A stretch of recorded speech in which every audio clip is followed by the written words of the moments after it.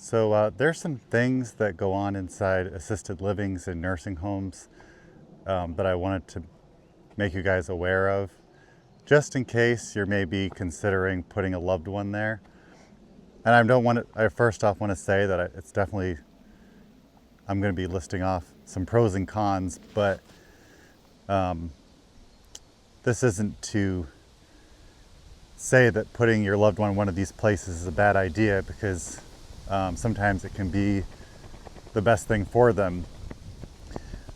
But even if you put your loved one in the nicest, most expensive luxury assisted living in the best location, no matter how posh it looks from the outside or the inside, or maybe like how fancy the tour is when they give you one, there are some realities that you have to be aware of. And the reason I know this is because I've been working in these types of facilities for many years. And right now I work at one, but not directly for them at all, because I work one-on-one with someone. And I'm not picking on just the one place that I'm working at. This is across the board, several different facilities that I've worked at in different states over the years. And well, the call bell, when they ring the call bell, there's a good chance that they might be sitting there for several hours sometimes in their own mess, if you know what I mean. Like if they've maybe like peed or pooped themselves, they could be sitting in it for several hours. And I'm not saying that, I'm not trying to blame, I'm just trying to paint an objective picture of what happens. And I do think a lot of it has to do with this staffing shortage issue, which, like I said, I've been working at these places for a long time, since maybe like 2008 or earlier. And here we are in 2026, and the staffing shortage is still exactly the same, I think probably all over the country. And it doesn't mean that the staffing shortage is necessarily illegal. Oftentimes it's not. They're usually complying with whatever state mandates are there for that particular state. But they have sneaky ways around it, where maybe they can count not only the care managers that are the ones that actually do the direct one-on work, kind of like the grunt work, but very necessary work, but they're also counting maybe like the nurses that are charting and doing paperwork. And of course they're necessary too, but it's not really fair to count them, because for the most part they're not really doing that work. The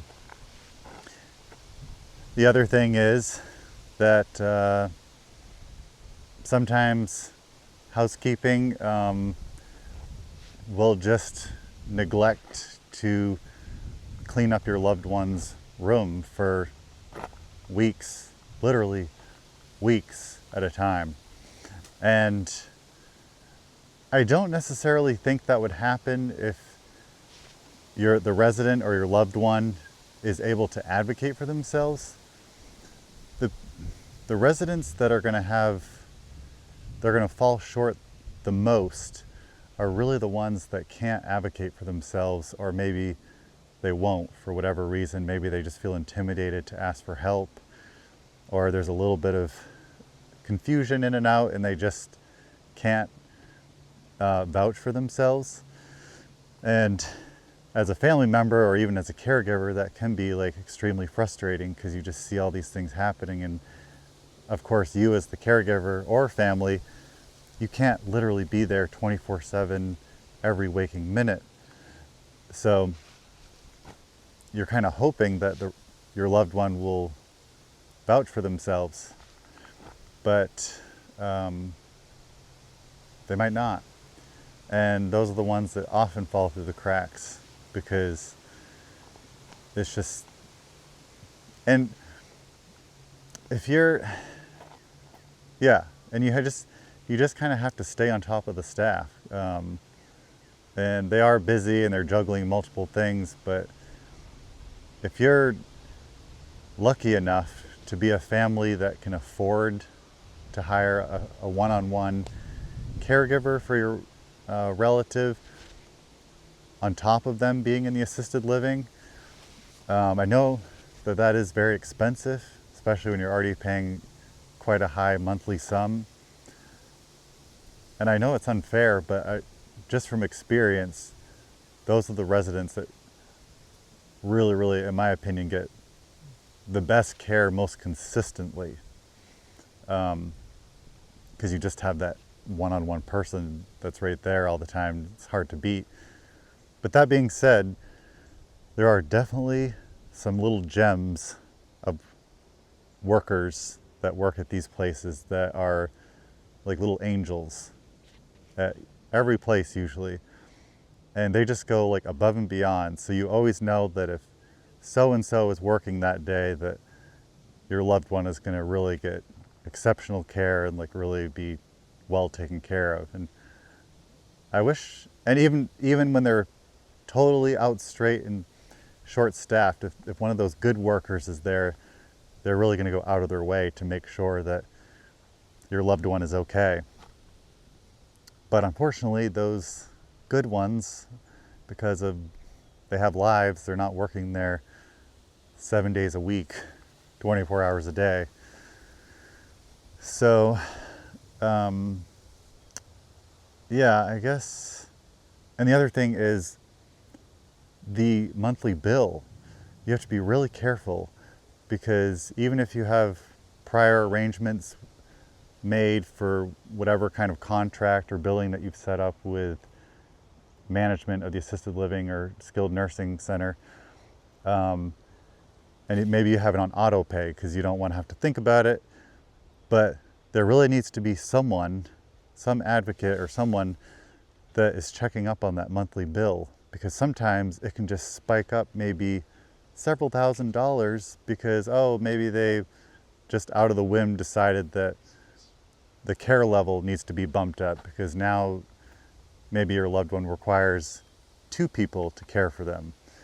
And now that's dramatically increased the price, but maybe no one has really even talked to you about it first or had you sign something first.